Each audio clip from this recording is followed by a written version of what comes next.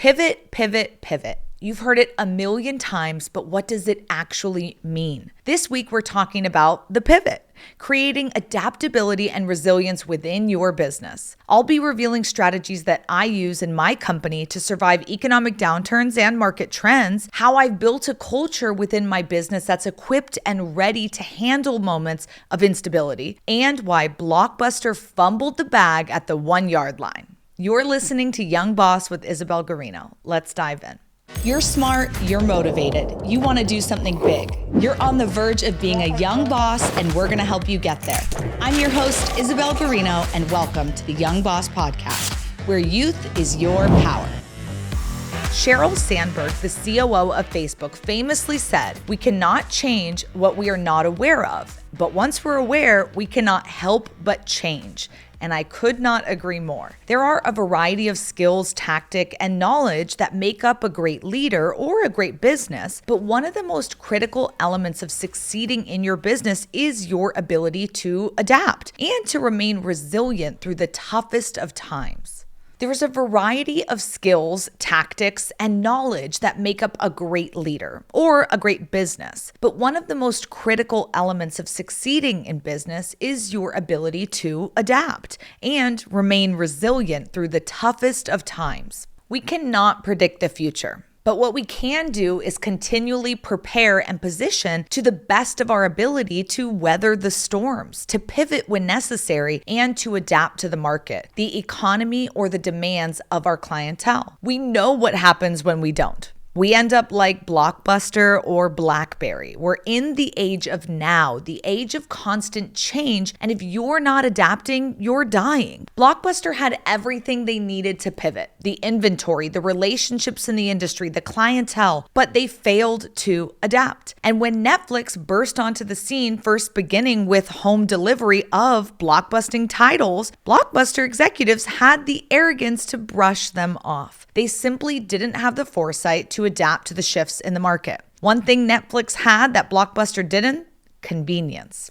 Let's be honest, that's what it came down to. Many of you listening couldn't even fathom having to get into your car and drive to a brick and mortar to find movies you wanted to watch. No search function other than the traditional retail signage designated certain genres. There's no live trailers, none of that. You're literally walking down the aisles determining what you want based on a cover and a title. So there's a lot of lessons that can be learned from Blockbuster and all these other companies that have failed, because if you are so stuck in your ways and you're not willing to keep up with what is coming ahead, you will get left behind. And not only left behind, there was so many moments where they could have said, "Oh, we see Redbox coming, we see this coming, we see that coming," and they could have tried, they could have jumped in. Even if they jumped in later, they might have made something of themselves. But they held on so long, and really the ego killed it. The example of Blockbuster begs the question that business owners and CEOs need to constantly ask themselves: how can we stay informed and continuously learn about the changes in the market? Where will it be next year, in 5 years, and so on and so forth? The most successful entrepreneurs that we've had on the show remain students of their craft. They're not so egotistical that they walk around as if they know everything. Listen, we live in the age of information. Leverage the resources available. Stay up to date on current events, not just within your own industry, but outside of it too. Politics and policy affect everyone. International markets affect everyone. Diversify the information you consume so you can diversify your strategies and deploy people and resources on a case-by-case situation or business. If you're not going to stay informed, your competitors are. So you are literally just putting yourself behind the curve. It is so important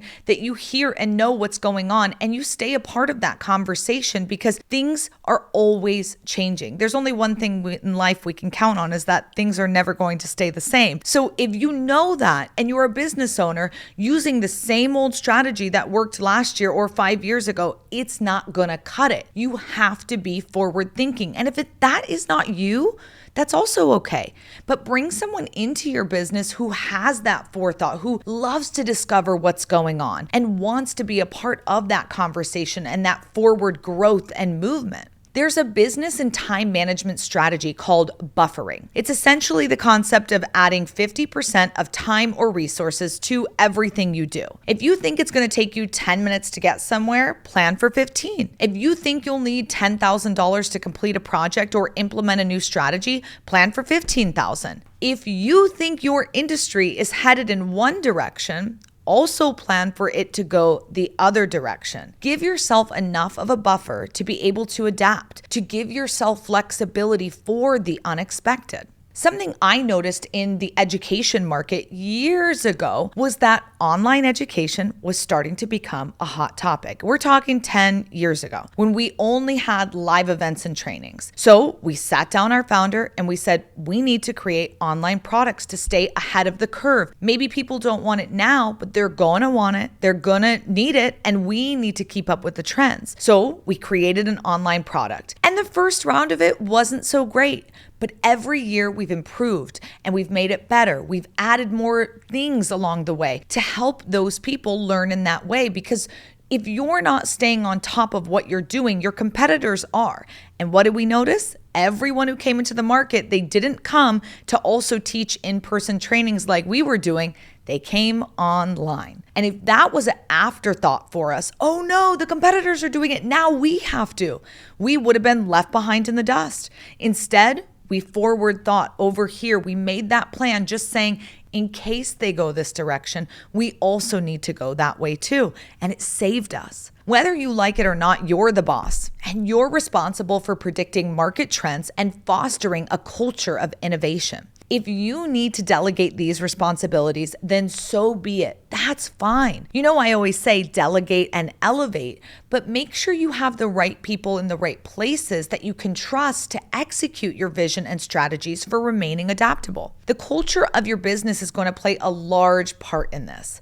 Have you created a culture that invites ideas and feedback from your employees? Have you curated a team that are willing and able to pivot and innovate? Are they riding or dying for the cause? You know, your team is going to look at you during moments and periods of strife, of market collapse, of low sales and revenues, and you have to stay ready. You don't necessarily need to have all the answers, but you need to stay ready and open. You know, there's a lot of things that we do to stay on top of trends in the industry. Not only do I see what people are doing in my market, I look all the way around. What is happening in all of the other different education spaces? For example, my education market is nowhere near like a college education market, but I still keep my tabs on it because it's important to know what's going on over there. When we see trends of less people entering university, guess what? Is that going to impact positively or negatively alternative education companies?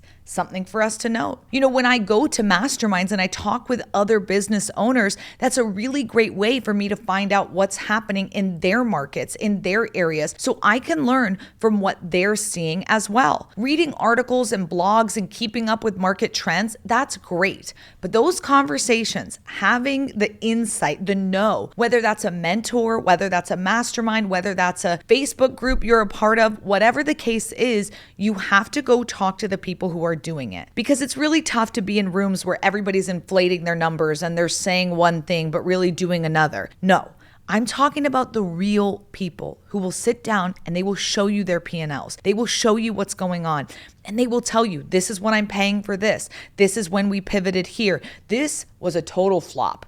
That's who you need in your corner. One of the biggest challenges when it comes to adaptability and resilience is the emotional ties that you and your team or your company have towards a certain product or service. Nothing is worse than seeing one of our prized products or services fall from relevancy. I get it. I have been there. But just like we've discussed a million times on the show, is that you have to find a way to separate subjectivity, your emotions, from objectivity, the reality. It's hard to do, but the viability of your business and the livelihood of your employees may one day depend on your ability as a leader to put the emotions aside and act on facts and insight. I know I was chatting with one of my business owner friends, and her business has changed a lot over the years. She's in the beauty industry and she does lashes. And 10 years ago, that was hot. Everybody wanted it. Nowadays, not so much anymore. It's also one of those trends that when money gets tight, less people start going and doing that. So she has had to adapt. They've added in other components to their business. They now do tiny tattoos. They now do all sorts of other things that have helped them generate revenue, bring in a new clientele, and stay adaptable. If they didn't do that, if they doubled down and said, we're only going to go after the strategy we know, they would have lost all of their customers and probably be out of business today. But instead, they looked around and said, pause. What can we do that's adjacent to what we're already doing? What can we do that we know our clients who already know, like, and trust us? They're not coming in for this. What are they coming in for? What do they want? Let's move and make it happen. And it changed everything. And it literally saved their business. Are you ready to unlock your full potential and achieve your career goals? Subscribe to the Young Boss Podcast for weekly inspiration and practical advice. Keep listening for more tips and tricks. Now, back to listening. One of the ways you can stay ahead of things is to pilot new products or services and to encourage innovation within your business. The only way to know if a product, strategy, or service is viable is to put it out there. You've got to pilot it. TV shows do it, right? They need to spend a little money before spending a lot of money to figure out if the market is going to respond well to this. And if they don't, it's better to have spent that small amount of money to gather feedback than to put all of your eggs in one basket and it fails. The thing about innovation is that it keeps your team engaged and thinking creatively. Two necessary actions in order to adapt. I remember one time that we said, we're so good at education and training. We should double down and find another subject and educate on that. And we worked so hard and created this product and spent tons of time and energy and money and effort, and we did not pilot it. Learn from my mistake. We put everything into this, all the eggs in this basket. We launched it and boom, crash. It did not go so hot. We spent tons of money, tons of time, tons of energy, and the clientele, they didn't want it. That's not how they learn. That's not what they like. That's not the direction they wanted to go. And if we would have done a test, maybe a little webinar or a little mini course and spent a lot less money and determined who is the right clientele, what do they want, it would have saved us over a year of effort and energy. So testing things, piloting things, it's really important. Here's a question for you. How many times did you have to fail before your business had legs, before it became profitable? How much risk was involved? Probably a great deal, right? When it comes to adaptability and resilience, you may need to tap into that startup mentality that you had as a green entrepreneur. You were willing to try things because you wanted to find something that worked. You took calculated risks. And at times, you failed. But without those experiences, without those failures, you would have never crossed the necessary bridges to get where you are today. Another big theme from the entrepreneurs that I've talked to on this show is their ability and willingness to take risks and fail. But fail is a 4-letter word. And it's only a failure if you give up, if you let your imagination deplete. In business, failure is another term for growth, for learning. And while failing is a humbling experience, it's also very necessary. I told you about a time that we didn't pilot something and it failed.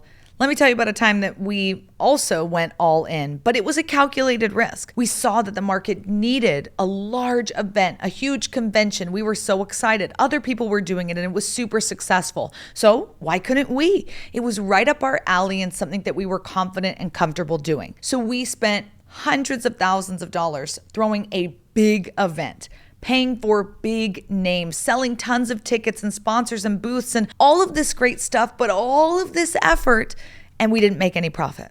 Now, this is very common and it happens, and it was a calculated risk, but we missed the mark on what it was actually going to cost to run this. And when I say cost, I don't just mean financially. I also mean emotionally. I also mean mentally. A lot of my team, they had to stop what they were doing over here so they could put their energy over here. And when we talked to the people attending the event and we said, I don't get it. Why isn't it working? Why aren't your friends coming with you, right? You said yes, but why did everybody else say no? And when we asked the people who who said no, they can't come. We got the feedback that it wasn't actually what they wanted. What they wanted was a networking event, smaller, on a low scale. And it was like, oh, but we took that risk knowing that, hey, it's working for everyone else. This is what's going. No one else is doing this. And so we put our eggs in that basket, and it didn't always pay out. I want to give you some tips and strategies for fostering a culture of adaptability, resilience, and innovation. Because over the course of time, whether it's a calculated risk, something you've piloted or not, you're going to eventually find a situation where a product or service, it fails when you bring it to market. And you're going to need to go back inside and say, how do we change this? With the feedback and the input from the customers, from your employees, from your own observations. So start with encouraging open communication and collaboration. This starts with you. You need to embody these actions. From there, everyone else will fall in line. And if they don't, well, they're likely not a good fit. Invest in employee development. If one of your team members wants to take a class or get a certification in something so they can be better at their role, pay for that course. It will only benefit you and your business. The key to innovation is creating a safe space for experimentation. Give your team an hour a week to think. Allocate time and resources for innovation and experimentation. People need time and space to be creative, to experiment. If they're constantly bogged down with bullshit tasks and meetings that could have been emails, they'll never maximize their potential.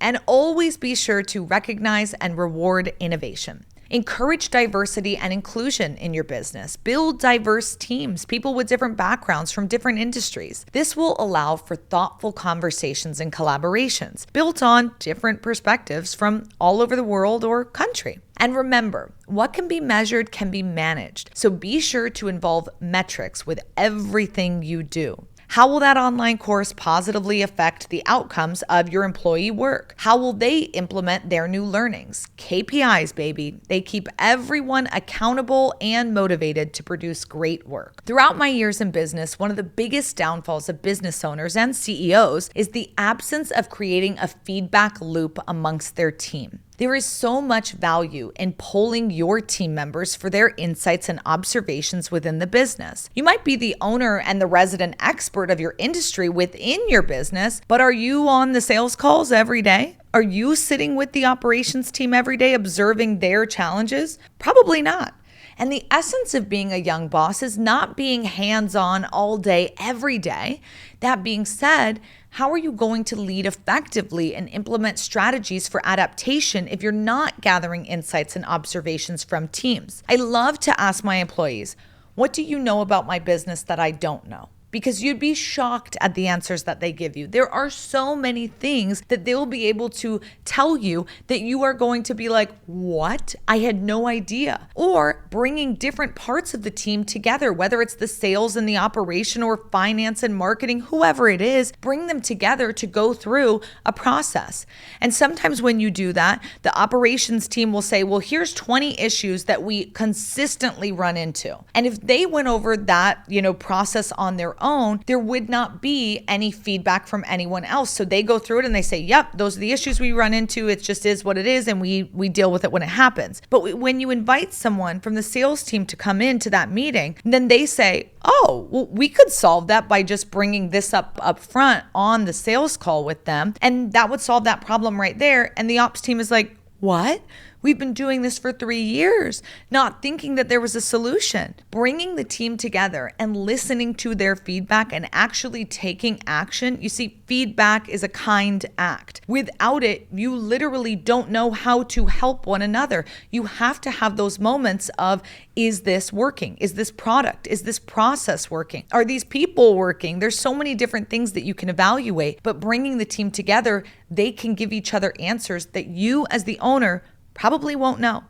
Most successful business owners are not always the smartest people in the room. What they're good at is surrounding themselves with the smartest people they know within their networks. One of the greatest case studies of our time is the COVID pandemic. Let's be honest, it was a shit show for a bit. We witnessed even the largest of companies temporarily and some permanently fail. Why? They hadn't created a culture of innovation and adaptability. Their businesses weren't resilient. At the beginning of the show, we acknowledged that you can't predict the future. but you can create cultures that foster a growth and innovation mindset. We saw small businesses such as restaurants curate different offerings that were home-friendly, such as a build-your-own cocktail kit, or manufacturers pivot from their product that was no longer in demand to switching operations to sanitizing products. 3D printers went from building one thing to manufacturing masks and other medical equipment. Innovation. Some industries and businesses, by default, have the ability to pivot almost immediately. Some don't. But that doesn't mean they can't. When COVID happened for us and we realized, oh man, we literally can't host in-person events of 200 plus people, we've got to figure something out. Well, we already had our online products, but if we only went with that, we would have lost a huge chunk of our revenue. So we started doing live online products, just like so many other people did. This really helped us stay relevant, and we actually got a huge boost of income during that time because our expenses went drastically down. After COVID, when so many other people said, oh, expenses went down, we're going to stay in this direction, we were one of the only companies that went back to offering what we offered before and also saw a boost in our income because people got tired of doing things online. So it's not just that one pivot and, oh, we made a good decision. It's also being able to say, do we pivot back this way? Do we go this direction? What do we do? And staying vigilant is what's going to help you make those really difficult decisions. You must remain dynamic in a dynamic world. Things are constantly changing every day, and your business is not immune to the happenings of the world. As business owners, we must not only equip ourselves to be able to react to market changes and trends, but we must create a culture of innovation and adaptability. A culture built on resilience. Take some time to reflect on your business. Are you prepared for another crazy COVID pandemic? Are you prepared for an economic downturn? I mean, it sure as heck feels like we're in one. How are you going to positively react, and what strategies have you or will you implement to make sure that your business is bulletproof? We might be blindsided, but we'll always be ready. And at the end of the day, it's on you, you young boss. Thanks for listening to another episode of Young Boss with your host, Isabelle Guarino. Be sure to like, share, and follow on Instagram and TikTok, and subscribe wherever you get your podcasts, and let us know when is a time that you had to adapt. We'll see you next time. Remember, youth is your power.